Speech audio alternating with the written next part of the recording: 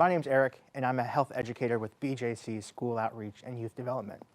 And today, I want to talk with you a little bit about the birds and the bees, particularly as parents, how parents can have the talk or the talks with their children. Now, you might be asking yourself, well, why? It's a great question, and there's a lot of answers to this question. First and foremost, most kids don't get this information at school. Anecdotally, and the research backs up, when I talk to students, about 50% of them, about half of their students have said that their parents have never had a conversation with them about sex, about sexuality, about their identity, about body issues. And all of these conversations can lead to them having positive and better health outcomes later in life. So who should be having this conversation? Hopefully you as a parent and your partner, and also with your child. Sometimes parents don't feel comfortable having this conversation with their children.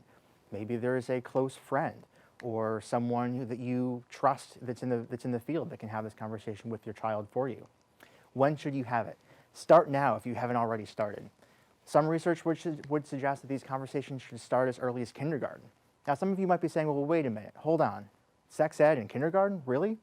But these conversations, these talks aren't just about sex. It's about healthy relationships. It's about self-identifying, and it's about body image and about being able to identify parts of one's body. For children, sometimes talking about washing our hands and the importance of disease prevention. Certainly it's appropriate to talk to a kindergartner about the importance of washing our hands after using the restroom. And while that may seem a little bit disjointed, that idea of disease prevention easily translates later on in their adolescent years into a conversation about how to prevent sexually transmitted infections.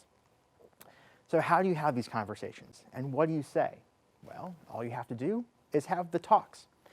It's a great little acronym that you and your partner can use to come up with creative ways to have the talks with your children. Think of some T words, text messages. So text messages can be a great place to start. Follow them up with an in-person conversation, but we certainly recognize that these conversations can be hard to have. So sometimes a text message is a great way to start the conversation. TV, and not just TV, but the internet, media, what they're listening to on the radio, movies that they're going to. Be aware of what media they're consuming. You really think that the Pitbull and Kesha song, Timber, is about the logging industry? When Nicki Minaj is talking about tossing salads, you really think she's referring to the all-you-can-eat salad bar at your favorite restaurant? Probably not. So sometimes knowing what those messages really are and being able to communicate your values about those messages to your children is super important as well. Teachable moments. There are so many teachable moments, whether it's media moments like we were talking about with TV, ads that come up. Maybe there's an example that you can think of in your family life or some close friends. Use these teachable moments to have these smaller conversations with your children. Don't think of it as one big talk. Think of it as many little talks.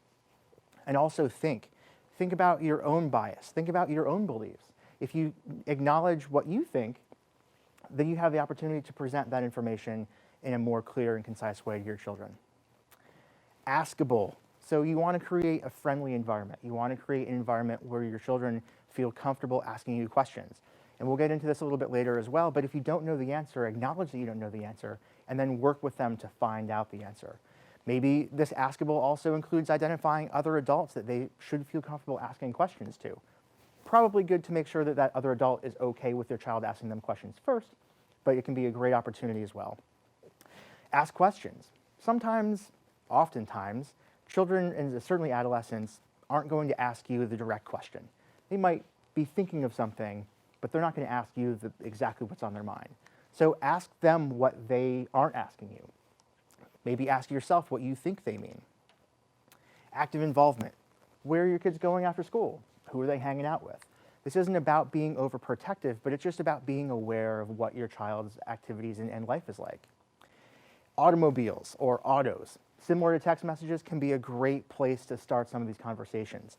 Usually it's a limited amount of time, point A to point B. If you're the parent, usually you're focused on the road, right, 10 and 2. The child doesn't have to make eye contact, so autos can be a great opportunity to start these conversations as well. As I mentioned before, the idea of little talks. Don't look at this as one big talk. Break it up into little components. There are so many things to talk about, from puberty and the changes that occur during adolescent development, healthy relationships, what unhealthy relationships look like. It's not just about, do you know how to use protection? Okay, good, let's move on. There's a lot of other things that go into someone's overall sense of healthy sexuality. Listen. As parents, although I'm not one yet, I know that it can be really hard for adults to listen, but listen to what your kids have to say. They might have a different opinion. They might have a different idea than you. It's really important to create that inclusive environment, and by listening, you provide them with the opportunity to explain themselves as well. Learn from your children, learn from your friends, learn from the internet, but with caution. Educate yourself about the things that you might not be familiar with. If your child asks you a question you don't know the answer, it's an opportunity for both of you to learn. Language, using inclusive language, trying to encourage your child to use inclusive language as well, not talking down or being demeaning towards a particular group of people or subset of the population. It creates a more open space. Perhaps your child identifies with something that you don't expect. If you use inclusive language, then they're more likely to feel comfortable talking with you about their feelings, not only about these feelings, but other feelings in the future as well. Lines of communication. So keep those lines of communication open between you and your children. Some people have said that a journal is a really great way to keep those lines of communication open. It helps to prevent some of the awkwardness in a face-to-face conversation. It provides an opportunity for you to write down things and for your child or your adolescent to read those things and for them to respond and maybe ask them some questions as well. But also think of lines of communication with other adults. Is it your child's healthcare provider? Is it a family friend who also happens to be a health educator? Look to see who else your child might be able to talk to. Know values. Know your own values. Know what your family's values are. Oftentimes, these programs in schools are not values-based. They try to maintain or they try to be values neutral or look at universal values. So what are some of those topic areas that you and your family have a strong opinion about? This is your opportunity to instill those values in your child. Keep talking. Again, little talks, keep the conversation going from kindergarten all the way up through high school. It doesn't necessarily mean that you have to teach your middle schooler everything there is to know, or they need to know everything in specific anatomically correct detail. But by keeping these conversations going, it again goes back to these open lines of communication between you and your child. Keep a sense of humor. This stuff can be really hard and really awkward to talk about. One of the best things that can happen in the classroom is when there's that awkward silence and then someone breaks out laughing. It's a great way to really lighten the mood and provide a segue into the next conversation. Or connect, again, perhaps with outside resources, and I'll leave you with a few resources in a moment. But use those opportunities to connect not only yourself to others that are in the field or other professionals, but also to help connect your adolescent to those who can provide them with the information. Stay calm. Again, this stuff can be really hard to talk about with any age child, not just a kindergartner, but certainly a middle schooler and certainly a high schooler. By staying calm, by maintaining that sense of humor, it really helps to ease the pressure and facilitate a more smooth conversation. And start the conversation for that matter as well. Sometimes these are hard things to talk about, but sometimes it's little things that can get going. Maybe you were watching a movie on TV and there was an ad that came on halfway through the movie. Use that ad time or talk about that ad. Use that opportunity to start the conversation. As I mentioned before, if you're not sure of something, say, I don't know, and then follow it up with, but let's find out together. Use the opportunity not only to expand your knowledge, but also to show your adolescent that it's okay not to know, but it's important to follow up with learning about it. Remember that sex isn't the only topic. We've talked already about puberty development, healthy relationships, unhealthy relationships, gender identity, sexual orientation.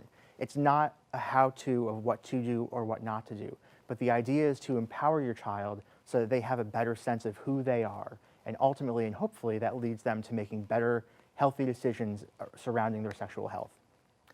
Now, as I mentioned before, there are some additional resources. If you're looking for more information, these are some great websites that have information not just for parents, but also for teens and adolescents.